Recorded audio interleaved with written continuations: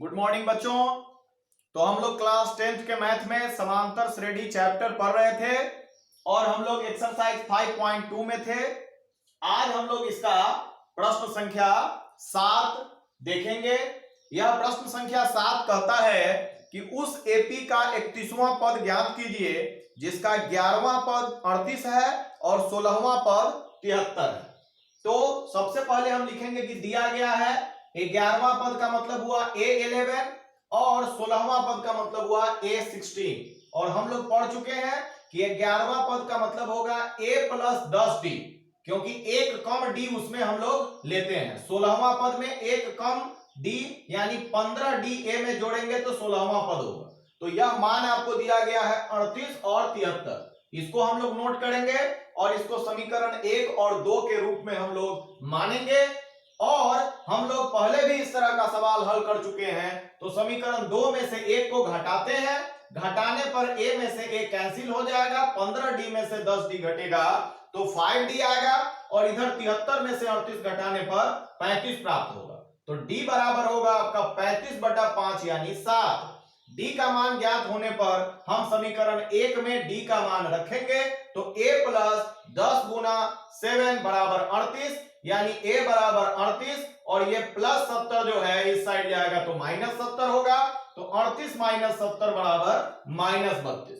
अब आपको 31वां पद ज्ञात करना है तो a 31 बराबर a प्लस 30d और इसमें a और d का वैल्यू पुट करेंगे और यह a और d का वैल्यू पुट करने पर यहां माइनस 32 और प्लस 7 इंटू 30 यानी 210, 210 में से 32 घटेगा तो यह आपका 178 आएगा और यही आपका आंसर है।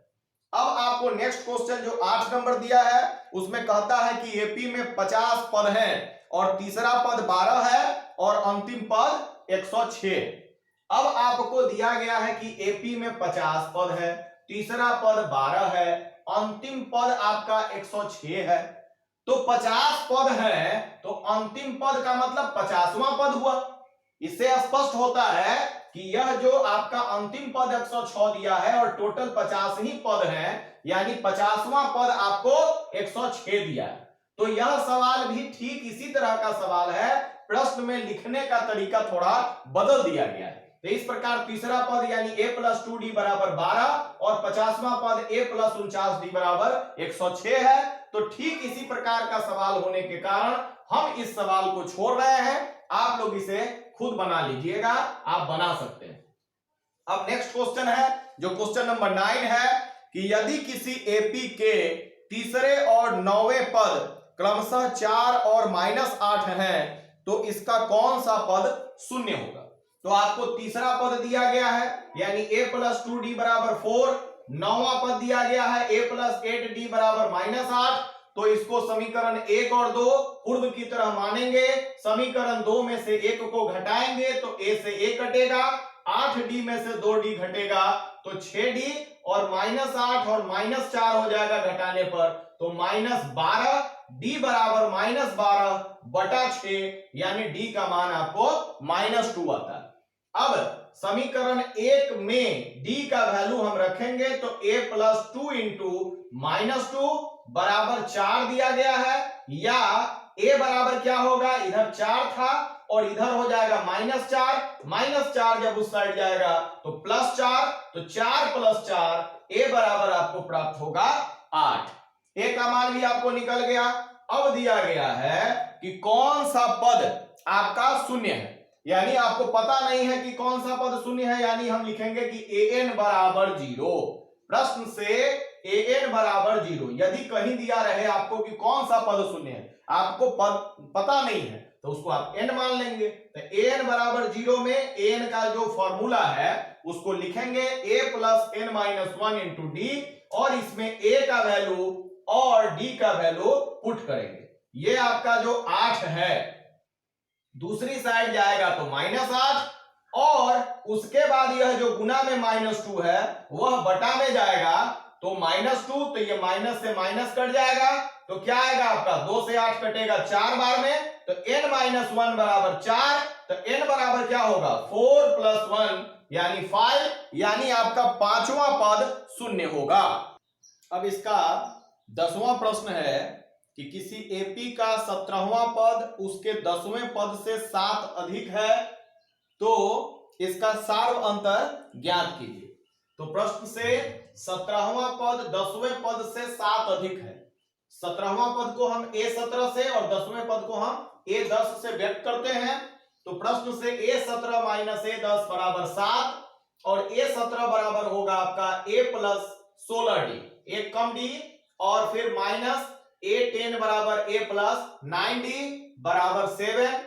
यह माइनस से जब ब्रैकेट के अंदर गुना होगा तो माइनस a माइनस 9d, और यहां पर a और माइनस a कट जाएगा तो 16d माइनस 9d बराबर 7d बराबर 7। तो d बराबर 7/7 बराबर 1, यानी सार्व अंतर आपको 1 प्राप्त होगा। आप यहां लिख सकते हैं कि सार्व अंतर बराबर 1।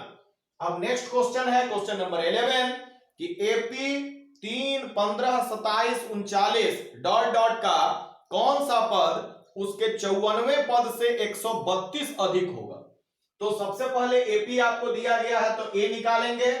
ए बराबर आपका 3 है प्रथम पद, डी बराबर जो सेकंड पद है उसमें से फर्स्ट पद घटाएंगे तो 15 में से 3 घटा 12। और प्रश्न से कह रहा है कि कौन सा पद, तो जब आपको पद पता नहीं रहता है तो आप उसको एन मानते हैं। 54वें पद से 132 अधिक है, यानी an बराबर a54 प्लस 132, और an का formula a plus n minus 1 into D, a54 बराबर a प्लस 53d अब प्लस 132। तो यहां भी a है और इधर भी a है। यदि एक साइड आएगा तो माइनस a होगा और कट जाएगा, तो हम a और a को कैंसिल कर देते हैं। तो n माइनस 1 इंटू डी का वैल्यू आपका 12, इधर 53d का मतलब हुआ 53 गुना d का वैल्यू 12 अब प्लस 132। ये गुना होके आएगा 636 अब प्लस 132 जोड़ के आपको आएगा 768, और यह गुना का जो 12 है वो बटा में जाएगा और यह फिर कटेगा 64 बार में। तो n माइनस 1 बराबर 64, यानी n बराबर हुआ आपका 64 प्लस 1 यानी कि 65। तो आपका 65वां पद इसका अभिष्ट उत्तर होगा। 11वां प्रश्न का उत्तर। और इस प्रकार फिर 12वां प्रश्न है कि दो समांतर श्रेणियों का सार्व अंतर समान है।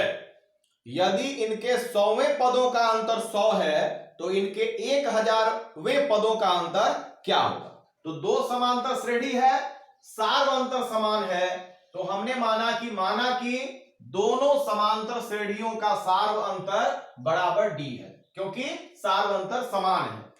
प्रथम एपी के पद को हमने स्मॉल a से सूचित कर रहे हैं कि a1, a2, a3 dot dot है। दूसरा एपी के पद को हम कैपिटल से व्यक्त कर रहे हैं, a1, a2, a3 dot dot है। तो आपको प्रश्न में कह रहा है कि 100वें पदों का अंतर 100 है, मतलब इसका जो 100वां पद है यानी a100 और इसका जो 100वां पद है यानी कैपिटल A100, और इन दोनों का डिफरेंस यानी अंतर 100 दिया गया है।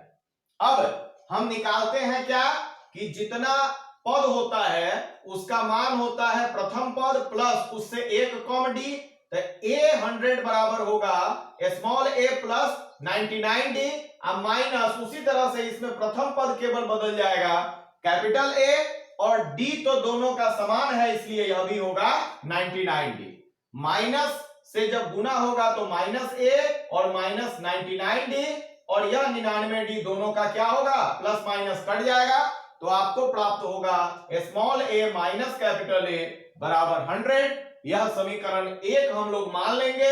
अब आपको 1000वें पदों का अंतर ज्ञात करना है, तो इसका पहला वाला एपी का 1000वां पद स्मॉल a 1000 और दूसरे वाले एपी का 1000वां पद कैपिटल A 1000 से व्यक्त करेंगे, और दोनों का मान होगा इसका स्मॉल a प्लस 999d, एक कम इससे, अब माइनस इसका प्रथम पद कैपिटल A अब प्लस एक कम यानी 999d। माइनस से जब गुना होगा तो माइनस a माइनस 999d, और यह 999d कैंसिल होगा, तो इसमें भी आ जाएगा आपको small a minus capital A, जिसका मान हम लोगों को पहले ही प्राप्त हो चुका था 100, यानी कि 1000वें पदों का अंतर भी 100 होगा। अब नेक्स्ट क्वेश्चन है 13वां नंबर कि 3 अंकों वाली कितनी संख्याएं 7 से विभाज्य। बच्चों इस सवाल को हल करने से पहले हम दूसरे तरह का प्रश्न पर आपको ले चलते हैं जो इसी से जुड़ा हुआ है। आप इसको समझिए और यह कॉम्पिटिटिव एग्जाम्स में भी ऐसे प्रश्न आपको बार बार पूछे जाते हैं। वह क्या प्रश्न है? ऐसा प्रश्न होता है, इसको देखिए, यह प्रश्न है कि 3 अंक की सबसे छोटी संख्या जो 7 से विभाज्य है। आपसे यह प्रश्न यदि पूछा जाए कि किसी भी अंक का, हम तो यह एक उदाहरण ले रहे हैं, आप इससे जुड़ा हुआ अन्य प्रश्न भी कर सकते हैं। 3 अंक की सबसे छोटी संख्या जो 7 से विभाज्य, इस प्रश्न को आप पहले हल करें। यह प्रश्न हल करने में आपको यह सबसे पहले जानना होगा कि 3 अंक की सबसे छोटी संख्या क्या है। तो आप देखते हैं कि 3 अंक की सबसे छोटी संख्या क्या होती है? 100 होती है। आप ध्यान रखेंगे किसी भी अंक की सबसे छोटी संख्या निकालने के लिए आप सबसे पहले 1 लिखेंगे और 3 अंक का है तो 2 जीरो इसके बाद लगाएंगे। तो आपको जितना अंक का सबसे छोटी संख्या लिखना हो 1 और उससे 1 कॉम, जितना अंक का लिखना हो उससे 1 कॉम 0 उसके बाद दिया जाता है। तो एक प्रश्न तो ये हो गया। अब इसी से जुड़ा हुआ दूसरा प्रश्न भी पूछा जा सकता है इसी से कि 100 में कितना जोड़ेंगे कि वह 7 से विभाज्य हो जाए। फिर समझिए, यह प्रश्न होगा एक कि 3 अंक की सबसे छोटी संख्या जो 7 से विभाज्य है। अब दूसरा प्रश्न पूछा जा सकता है कि 100 में कितना जोड़ा जाए कि वह 7 से विभाजित हो जाए। अब आप देखेंगे कि ऐसा प्रश्न हल करने के लिए 3 अंक की सबसे छोटी संख्या 100 है, इसमें आप 7 से भाग दीजिएगा, एक बार लगेगा 7, यहां हुआ 3 0, 4 बार में 28, शेष आया आपका 2।